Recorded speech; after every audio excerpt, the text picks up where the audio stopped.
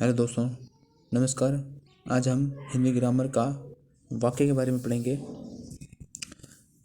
तो चलिए स्टार्ट करते हैं। पहले कहते हैं, दो या दो से अधिक वाक्यों या पदों का सार्थक समूह जिसका पूरा पूरा अर्थ निकलता हो उसे वाक्य कहते हैं दोस्तों। ठीक है। वाक्यों के अंदर क्या क्या पाया जाता है? हमारे पास कर्ता पाया जाता है, क्रम पाया जाता है, क्रिया पाई जाती है। ये तीन चीज़ पाई जाती है, तभी एक वाक्य बनेगा। ठीक है। वाक्य का पूरा पूरा अर्थ निकले उसे वाक्य कहा जाता है। अगर हम उदाहरण के तौर पर देखें तो बुराई पर सच्चाई की जीत होती है। इस वाक्य का पूरा पूरा अर्थ निकल रहा है, अंत ये वाक्य है। जबकि बुराई कोमा लगा दिया यहाँ पर और सच्चाई की जीत होती है, तो इसमें आपको समझ में नहीं पाएगा कि सच्चाई की जीत होती है, बुराई की जीत होती है। ये दोस्तों इस तरह ही है। आपको ये तीन चीज़ पहचाननी है वाक्यों के अंदर, कि कर्ता कौन सा है, कर्म कौन सा है, क्रिया कौन सी है, और उसका अर्थ समझ में आए तो वो वाक्य कहलाती है। ठीक है। चलिए नेक्स्ट। दोस्तों, वाक्य के मुख्य दो अंग होते हैं, एक उद्देश्य, एक विधेय। विधेय होती है क्रिया और उद्देश्य होते हैं जो कर्ता।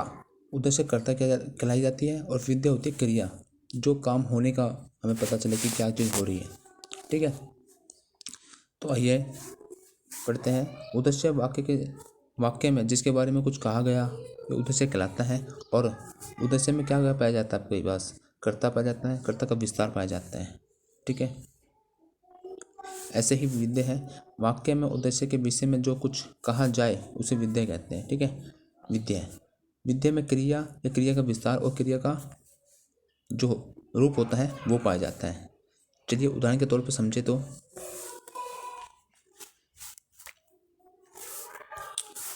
परिश्रम व्यक्ति सफल रहता है।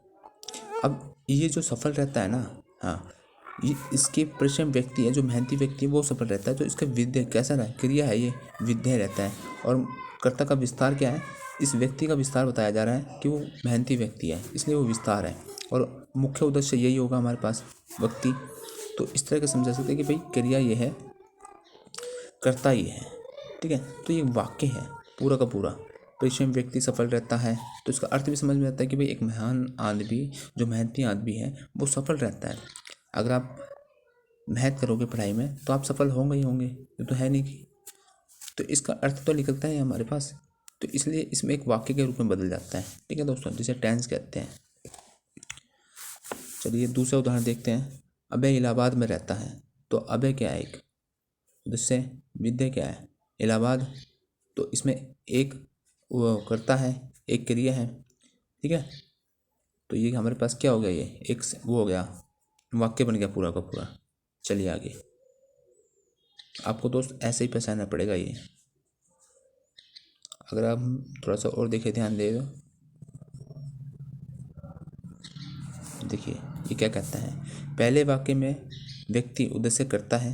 देखो मैंने कहा था ना आपको कि उद्देश्य ही करता रहता है। परिश्रम व्यक्ति करता है, का विस्तार ये सफल रहता है, विधेय कहलाता है। ठीक है। दूसरे वाक्य में अभय उद्देश्य का इलाहाबाद में रहता है। ठीक है, जो विधेय है। अच्छा दोस्तों, उपवाक्य के बारे में हम थोड़ा सा यहाँ पे पढ़ेंगे, बाकी इसके बारे में आगे ध्यान से, ठीक है, पूरे विस्तार से पढ़ेंगे। उपवाक्य ऐसा पद समूह जिसका अपना अर्थ हो, जो एक वाक्य का अंग या भाग हो, उसमें उद्देश्य विधेय हो, उपवाक्य कहलाते हैं। ठीक है। उपवाक्यों पर ही आधारित एक वाक्य रहता है दोस्तों। उस उपवाक्यों से ही दो तीन मिलाकर उपवाक्य, वो एक पूरा का पूरा एक वाक्य टेंस का वो ले लेती है। ठीक है, रूप धारण कर लेती है। ठीक है। रचना के आधार पर वाक्य दोस्तों तीन प्रकार के होते हैं। ठीक है, जो मैं आपको बताऊंगा। आपकी स्क्रीन पर दिखाई दे रहा होगा एक, ये देखिए,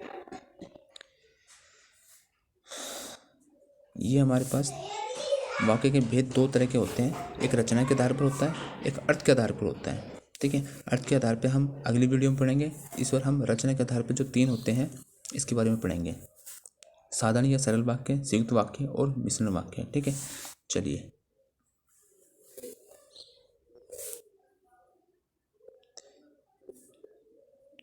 तो दोस्तों ये जो है आपके पास साधारण सरल वाक्य, इसके बारे में पढ़ते हैं। इसके बारे में आपको अगर मोटा मोटा बताऊं तो आपको इसको कैसे याद रखना है कि किसी चीज़ में यदि एक कर्ता हो और एक क्रिया हो तो वो सरल वाक्य कहलाएगी। जैसे देखो, उदाहरण के तौर पे समझे, अभय पढ़ता है। अभय इसमें एक ही है कर्ता और क्रिया भी एक ही हो रही है, तो ये क्या है, ये सरल वाक्य है आपके पास। ठीक है।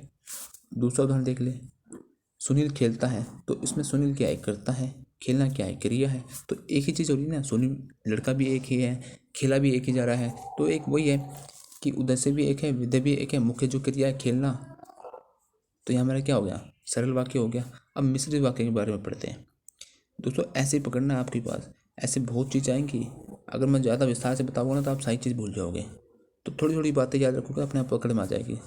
आसान, बहुत ही आसान है ये, इसको पकड़ना। देखो, मिश्रित या मिश्र वाक्य क्या होती है। अगर आपको इसमें भी ट्रिक से बताऊं तो इसमें आपको ऐसे याद रखना है कि जिसके अंदर, उदाहरण के तौर पे समझे तो मालिक ने कहा कि कल छुट्टी रहेगी। आपको है ना, इसके बीच के अंदर दिखाई दे रहा है ये की वाला वर्ड, हाँ, ये अवयव कहते हैं इसको। ठीक है, ये चीज़ कहीं आ जाए तो मिश्र वाक्य हो गया। इसमें ना एक आश्रित उपवाक्य होता है। आश्रित उपवाक्य क्या कहते हैं कि पहली वाली लाइन पर आधारित हो। अगर वो पहली वाली लाइन ना हो तो दूसरी वाली लाइन ना मिले। तो ये है कि ये आश्रित उपवाक्य है और ये मुख्य उपवाक्य है तो वाकई मैंने कहा था ना कि उसमें एक उद्देश्य होता है, एक विधेय होता है, वाक्य बनता है। और जब दो वाक्यों को जोड़ने का काम करती हो वो अवयव शब्द कहलाती है। और जो इसकी पहचान अवयव जो ऐसे इस तरह की आए, मैं आपको सारी चीज़ लिखवा दूंगा इसके आगे कितनी कौन कौन सी होती है, वो मिश्र वाक्य कहलाती है। ठीक है, दूसरों पर आधारित हो। ठीक है, चलिए इसके कुछ पॉइंट या उदाहरण तो उदाहरण से समझते हैं। जब उसके पिता की मृत्यु हो गई तब वह प्रयाग छोड़ के चला गया। अब ये क्या है, अब दिखाई दे रहा है आपको जी, ये जो है जब तब ये जुड़ा है, तो इससे हम मिश्र वाक्य को पकड़ सकते हैं। कैसे, अब कुछ लिखवा देता हूँ मैं आपको। देखो ये देखो, मिश्र वाक्य के जोड़ने वाले कुछ अवयव शब्द की है, जो है, जिसे, वह, ऐसा, तो, यदि, तो, जो, उसे, जब, तब, जहाँ, यद्यपि, अतपि, तक, क्योंकि, इसलिए कि। दूसरा एक होता है इसलिए कि, खाली एक इसलिए होता है, वो आता है आपका संयुक्त वाक्य में। एक होता है इसलिए कि, ये आता है आपको मिश्र वाक्य में। और एक आता है जो वह, जो ही। ये आपको याद रखना बहुत जरूरी होगा इसे पकड़ने के लिए। ठीक है, मिश्र वाक्य को पकड़ने के लिए। चलिए आगे, चलिए दोस्तों, अब तीसरा हमारा संयुक्त वाक्य। संयुक्त वाक्य क्या होता है, जिसके अंदर, जिस वाक्य में साधारण और मिश्र वाक्य का मेल संयोजक अवयवों जैसे कि किंतु, पर, और, या आदि द्वारा होता है उसे संयुक्त वाक्य कहते हैं। देखो, ये लगा हुआ उनके बीच में जोड़ने का काम करेगी किंतु, पर और या। ठीक है, देखते हैं उदाहरण के तौर पे, समय बहुत खराब है इसलिए देखकर चलना चाहिए। ये जो इसलिए आया ना, यही एक इसके संयुक्त वाक्य को पकड़ने की पहचान है। एक आया था इसलिए कि, वो था मिश्र वाक्य में। ठीक है, दूसरा उदाहरण है, मैं आगे चला गया और श्याम पीछे रह गया, और आया ना इसके अंदर। तीसरा है, तुम यहाँ आते हो या मैं वहाँ आऊँ। ठीक है, या, और, इसलिए है। यहाँ पे किंतु, ये भी संयुक्त वाक्य में आता है। देखो, ठीक है, इसके तो चार ही है, ये तो आसानी से याद हो जाएगा आपके। चलो इसे कुछ और देख लेते हैं कौन कौन से इसके पहचान है। देखो, संयुक्त वाक्य को जोड़ने वाले शब्द हैं और, तथा, इसलिए, क्योंकि। एक क्योंकि बहुत इंपॉर्टेंट है, लेकिन, वर्ण, एवं, या, अथवा, परंतु, चाहे, अंत, ये पर भी बहुत इंपॉर्टेंट है दोस्तों, किंतु और सो आदि। ठीक है दोस्तों, हम उपवाक्य के बारे में पढ़ेंगे आज। ठीक है, हमारे संयुक्त वाक्य, मिश्र वाक्य और एक सरल वाक्य ये खत्म हो चुका है। अब हम उपवाक्य के बारे में कुछ पढ़ेंगे, यहाँ से भी क्वेश्चन आते हैं। देखो, उपवाक्य तीन प्रकार के होते हैं, संज्ञा उपवाक्य, विशेषण उपवाक्य और क्रिया विशेषण वाक्य। अच्छा, संज्ञा उपवाक्य कौन कौन से होते हैं। संज्ञा उपवाक्यों की पहचान है, उनके बीच में ना की लगा होगा, ये की। ठीक है, दिख रहा है आपको की, ये वाला, ये की लगा होगा। उदाहरण के तौर पे देखें तो, जैसे कि गांधी जी ने कहा कि अहिंसा का पालन करो। अब ये जो अहिंसा का पालन किया जा रहा है ना, ये गांधी जी के कहने पे किया जा रहा है, इसलिए उपवाक्य है और ये आश्रित उपवाक्य भी है। इसकी उपवाक्य संज्ञा का उपवाक्य आ गया संज्ञा के कहने पर, ठीक है। गांधी जी ने कहा कि अहिंसा का पालन करो, और सबसे आसान भाषा में कहूँ तो इसको की को पहचान लो आप, अपने आप पकड़ में आ जाएगी, ठीक है। ये की लगा होगा तो क्या ये संज्ञा उपवाक्य हो गया। दूसरा उदाहरण देखिए, अरविंद ने कहा कि मैं पढ़ाई करूँगा।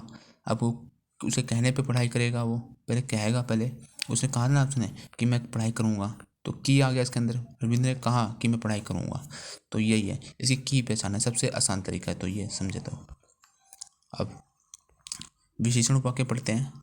विशेषण उपवाक्य में क्या होता है।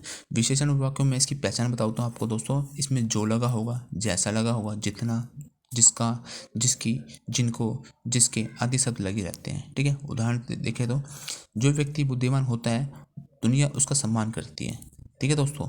अब जो लगा है ना पीछे, शुरू में ही जो लगा हुआ है, देखो, जो व्यक्ति बुद्धिमान होता है दुनिया उसका सम्मान करती है, ठीक है। ये क्या हो गया हमारा विशेषण हो गया, क्योंकि बुद्धिमान है व्यक्ति की वो बता रहा है कि कैसा व्यक्ति है, बुद्धिमान व्यक्ति है, विशेषण आ गया ये, ठीक है। दूसरा देखते हैं, वह खिलाड़ी कहाँ हैं जिनको आप बुलाए थे, ठीक है।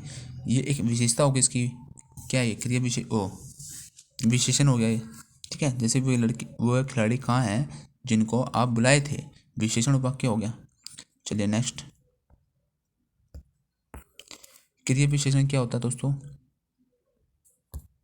आपको ये जो जिनको है ना, जिनको, इसी से पकड़ना आपको ये शब्द, ठीक है। क्रिया विशेषण की बड़ी आसान है दोस्तों। इसके उदाहरण के तौर पे देखें, पहले इसकी पहचान देखो, ये है जब, जहाँ, यद्यपि, जो, जिधर, ये क्रिया विशेषण उपवाक्य हैं। देखो, जब सुबह हुई तब हम खेलने गए, ठीक है। जब सुबह हुई तब हम खेलने गए, ठीक है, क्रिया विशेषण उपवाक्य है। जब सुबह हुई तब हम खेलने गए। दूसरा उदाहरण देखिए, मैं तुम्हें वहीं ले जा रहा हूँ जहाँ मेला लगा है, तो यहाँ पे आ गया ना, जहाँ आ गया, जब आ गया, जहाँ, जब, यद्यपि, हैं, जो, जिधर आ जाए तो ये क्या होगा, क्रिया विशेषण उपवाक्य हो गया, ठीक है दोस्तों। और देखते हैं इसके बारे में। मेरे ख्याल से दोस्तों ये सारा खत्म हो गया। संयुक्त वाक्य तो मैं आपको पढ़ा चुका हूँ पहले ही। तो इसके बाद अब वो जो हमारे पास 8 बचे थे, 8 के आधार पर वाक्य, वो हम अगली वीडियो में पढ़ेंगे। आज के